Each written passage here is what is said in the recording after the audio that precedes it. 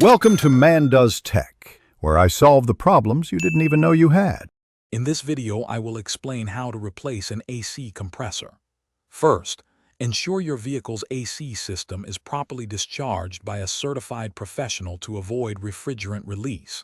Safety is paramount, so wear appropriate eye protection and gloves. Next, disconnect the negative terminal of your battery to prevent any accidental electrical shorts during the process.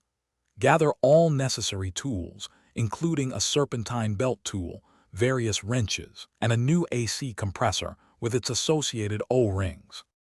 Now let's remove the old compressor. Use a serpentine belt tool to release tension and carefully remove the belt from the compressor pulley. Next, disconnect the electrical connector by pressing the tab and pulling it free. Then, unbolt the refrigerant lines, being prepared for any residual pressure or fluid. Finally, remove the mounting bolts that secure the compressor to the engine block. Keep track of these bolts, as they will be reused for the new unit. With the old compressor out, it's time for the new one. Before connecting the refrigerant lines, install new O-rings and lubricate them with the correct PAG oil to ensure a proper seal. Carefully position the new compressor onto its mounting brackets and hand tighten the bolts. Once aligned, fully tighten all mounting bolts to the manufacturer's specifications. Reconnect the electrical connector and then the refrigerant lines, ensuring they are snug but not over-tightened. After installation, the system needs proper attention.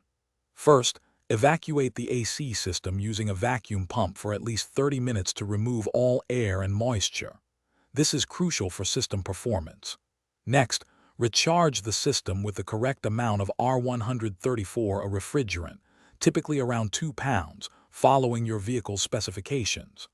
Finally, start the engine, turn on the AC, and check for proper cooling and any leaks. For other great deals, like the Shark AI Ultra Robot Vacuum, check the description below.